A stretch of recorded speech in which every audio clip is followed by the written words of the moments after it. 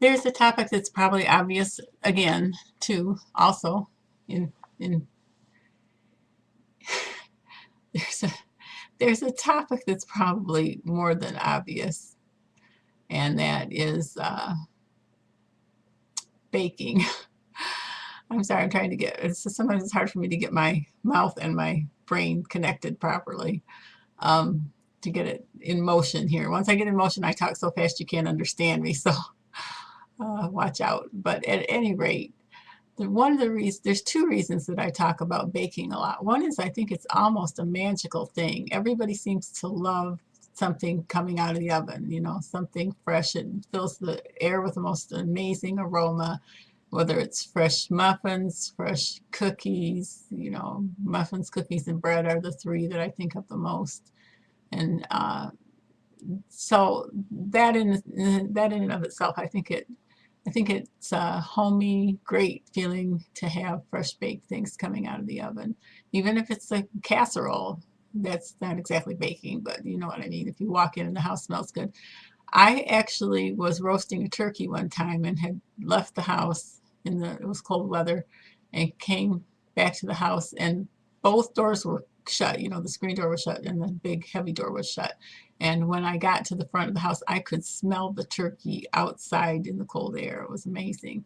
So I just think the aroma and the taste of a warm, steamy corn muffin with some uh, vanilla and sugar thrown in there, there's just nothing like that. You can tell I'm like totally a food person. But the other reason, and this is why maybe you should be also interested in baking, is because if you think about the capacity of what you can, this is going to sound redundant, but it's going to sound just like another video, and that's not the road I'm going down.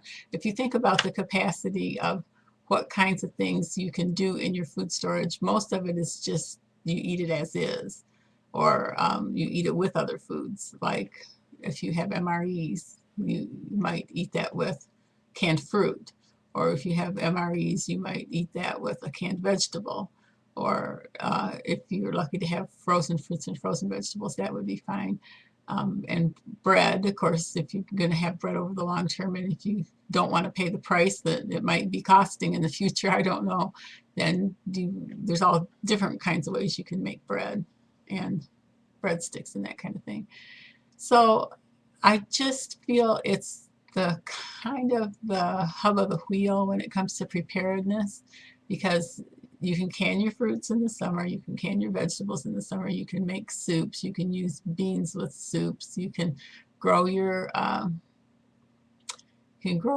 winter squash, and those will hold over till January or February, and potatoes, potatoes and carrots and onions and winter squash and cabbage and green tomatoes and so forth most of those will keep fairly well in apples, pears will keep fairly well in a root cellar, or conditions like unto a root cellar. Maybe you have an extra refrigerator in your garage. So that gets you some mileage there if you can throw apples and pears will ripen very, very slowly in the refrigerator, and they will keep a good long time if you catch them. You catch them, get them off the tree before they begin to ripen very much at all, and throw them in the fridge. They will keep a good long time, and they will just ripen very, very slowly in the refrigerator and be sweet as sugar. At least that was my experience. So it's great to have the things that will keep in a root cellar or in an extra refrigerator, but I just feel that if you store all the ingredients that you need for baking, it's going to be a tremendous asset.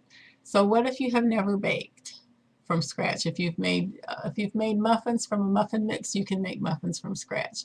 If you make brownies from a brownie mix, you can make brownies from scratch. There's no magical formula for doing it. I would really suggest that you get some very basic recipes. I have some here on this channel. Uh, the Great Depression video 5 has the French bread. There's another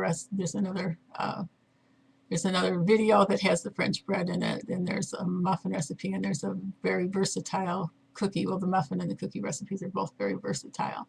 And so I love those 3 recipes because they're just real basic and you can do a lot with them. You can do a lot with them.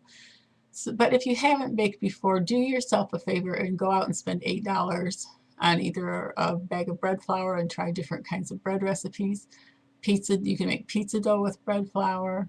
You can make dinner rolls with bread flour. You can make breadsticks with bread flour. I'm sure I'm missing several things here. But get yourself either a 25-pound bag of all-purpose flour or a 25-pound bag of bread flour. It's going to run you somewhere around $8, under $10 at the warehouse clubs if it doesn't go up. And just experiment with it till it's gone. You can, it'll keep a while. I am not going to say how long because I have kept some of mine a long time, and I've had people tell me that it doesn't last terribly long. But I have kept white flour a good long time. But just get your feet wet, get your toes wet, because you will sleep better at night knowing that you have the ingredients in the house to make a bunch of cool, yummy, wonderful, amazing stuff. Done. 6 minutes and 10 seconds. Bye.